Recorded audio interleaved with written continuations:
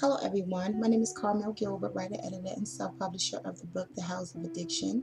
The House of Addiction is an autobiography of my life story while being addicted to alcohol for over 30 years. And welcome to my channel.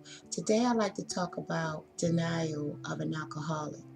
Um, when I first started drinking, as I said in one video, I had no idea of the consequences. I didn't know that it was addictive.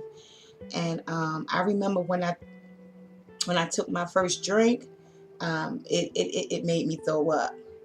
But alcohol at that time in our neighborhood was like everywhere, just like it is today. The liquor stores was on every corner, so there was no escaping it. Um, so every now and again, my friends would come up and with drinks and a beer, and again I would throw up.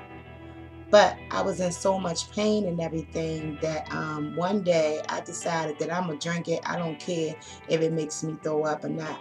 So that particular day I drank it and it didn't make me throw up. And the high that it gave me, I really liked it. I felt really numb. I felt like every care in the world that I had was gone. My life as a child wasn't so much so as physical abuse.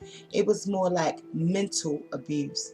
I think mental abuse is pretty much worse than actual physical abuse, because when it's physical it only lasts a few minutes, but when it's mental, in my opinion, it lasts for a lifetime.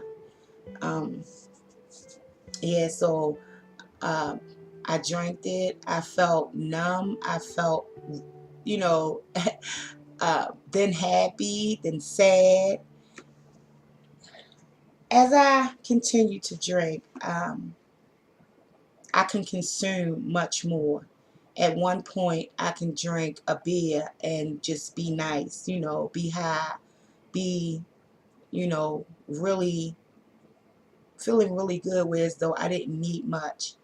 But as time went on, I went from one beer to two beers, from two beers to um, maybe a six pack. And I didn't really like going to the bathroom because of my beer drinking. So I stopped drinking beer and started drinking Bacardi, Bacardi Dark. I drank Bacardi Dark for many, many years, not knowing that this Bacardi would make me act way out of my character. But at that point, I really didn't care. I think the one thing that really stands out in my mind as I look back over my drinking career, um, I think the embarrassment was the worst, because you can wake up the next morning, don't know what happened, and then when somebody tells you what happened, you get an attitude. I was told that I was falling down drunk. I was told that I cussed somebody out that I would never ever cuss out if I was sober. Your whole personality just changes when you drinking or getting high. Um, the ugliest man in the world to you will be ugly sober, but drunk he will start looking mighty darn good. I went through phases like that.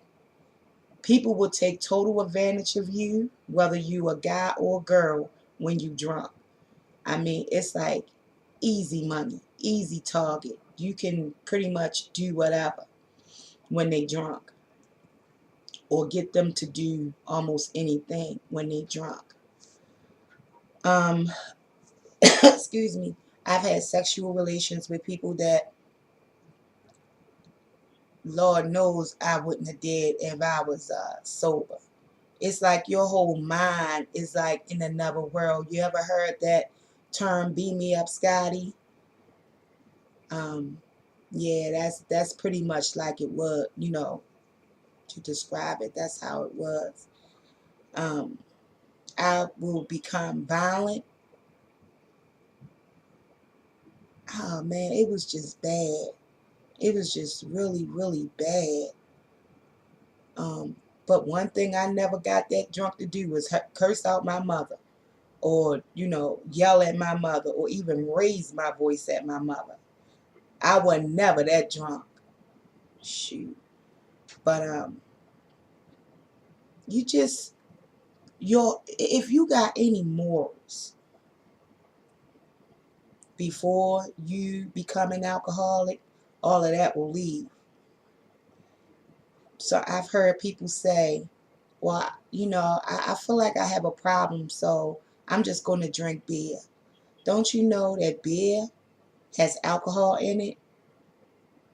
And I know that beer will have some type of effect on them, because an alcoholic is not going to drink a beer that don't taste like beer.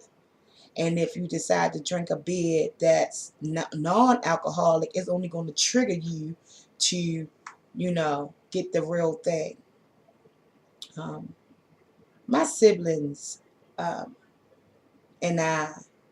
we had very different tastes in terms of getting high.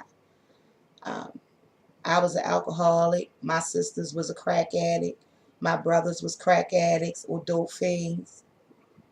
Um, and for some reason, I always thought that their addiction was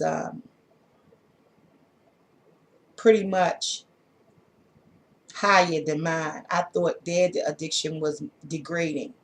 Like my addiction was like pretty much nothing, more acceptable because it was legal. But as I did research on my book, I found out that alcohol addiction is the worst addiction of all. As a matter of fact, combined, alcoholics don't normally hang with dope shooters and crack addicts.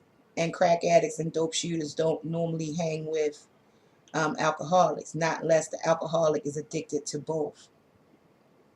Um, all my friends were alcoholics. None of my friends was crack addicts or dope fiends. Because, for one, I didn't trust a crack addict. I didn't trust a dope addict. But down the line in my addiction, I found out I couldn't trust an alcoholic either. I've had friends, or my drinking buddies, as I say in my book, pretty much saved me, along with God. I was mad with them one day because they wouldn't buy me a drink. It was the first of the month. It was check day.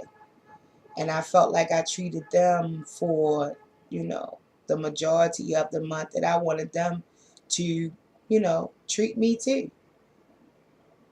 And after I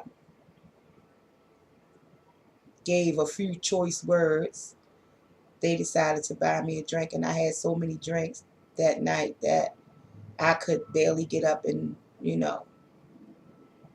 I could barely get up out the bed the next day. When I see young people drink and, you know, um, start indulging in alcohol and drugs, and I just feel so sorry for them. Because once you hooked, it's no telling when you're going to stop, if you can stop. My mother had a friend, um, and he was addicted to heroin. And he told my mother, well, actually, I overheard him tell my mother, if heaven was on one side and the dope man was on the other side, when he died, he would go where the dope man go. He would rather go to the dope man. And I didn't understand really what that meant, because I was probably about 12.